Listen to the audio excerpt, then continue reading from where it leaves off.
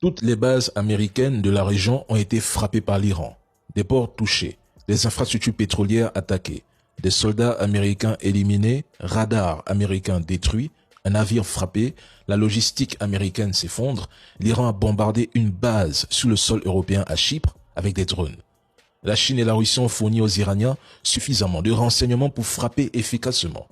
Les Américains ne sont même pas capables d'évacuer leur base, tandis que les munitions ne suffiront probablement que pour 4 jours si l'Iran reprend son rythme d'attaque initial. Les Tomahawks disponibles dans la région seraient entre 300 et 500.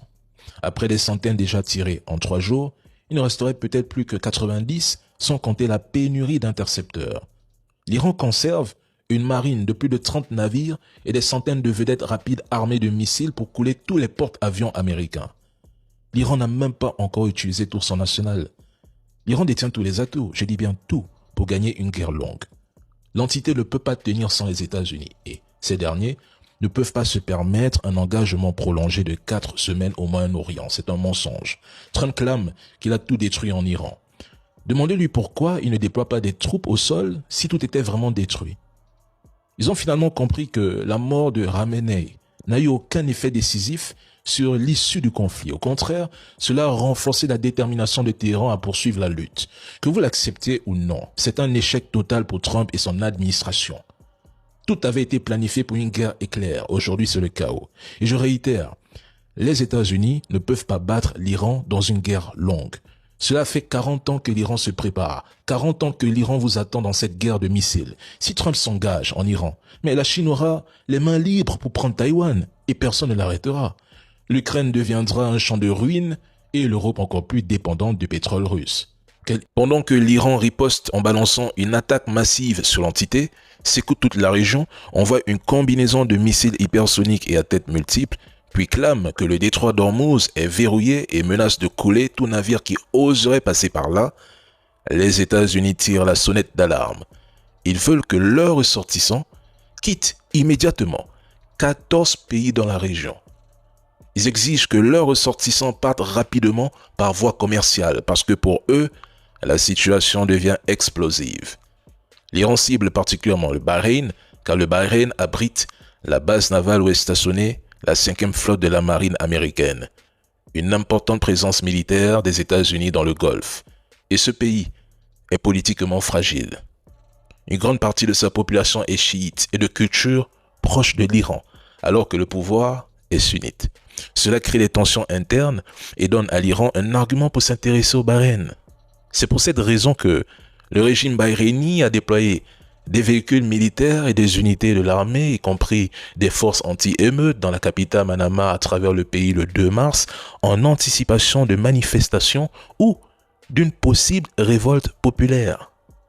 Hier, les agences de sécurité maritime ont confirmé plusieurs attaques sur des navires dans le détroit d'Ormuz. Lundi 2 mars, les gardiens de la révolution iranienne annonçaient avoir touché un pétrolier chargé de pétrole lié aux États-Unis avec 3 missiles anti-navires et promettent qu'ils continuent. Pendant que les États-Unis mènent la guerre en Iran, la Chine accroît la production de sous-marins nucléaires avancés capables de frapper le territoire américain à l'aide de missiles nucléaires, selon le chef du renseignement de la marine américaine.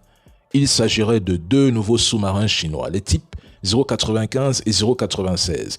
Le sous-marin de type 0,96 devrait être équipé de missiles nucléaires, lesquels seraient capables de cibler de vastes portions des États-Unis depuis des eaux protégées en cas de guerre. Pendant que la marine des États-Unis déploie 71 sous-marins au total, la marine chinoise en aligne déjà plus de 60. D'ici 2027, la flotte sous-marine chinoise devrait atteindre environ 70 unités. À l'horizon 2035, une expansion continue pourrait porter ce chiffre à près de 80 sous-marins dévançant les Américains, dont environ la moitié à propulsion nucléaire. La Chine développe une flotte de sous-marins toujours plus performants, des drones sous-marins, des capteurs, des fonds marins et des programmes avancés de cartographie océanique. En cas de conflit majeur avec l'Iran, une partie significative des porte-avions, destroyers, croiseurs et sous-marins d'attaque américains seraient redéployés ou retenus au Moyen-Orient pour protéger les routes pétrolières, contrer les proxys iraniens et soutenir l'entité.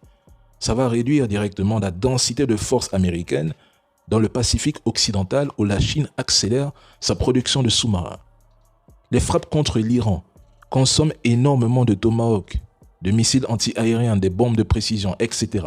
Des rapports indiquent que les stocks américains de tomahawk pourraient être sévèrement épuisés après quelques semaines intenses.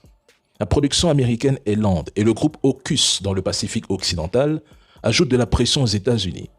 Une guerre en Iran, surtout avec troupes américaines au sol, serait un cadeau stratégique involontaire à la Chine et à la Russie. Une guerre qu'ils ne pourraient pas gagner et qui les affaiblirait face à la Chine en cas de confrontation.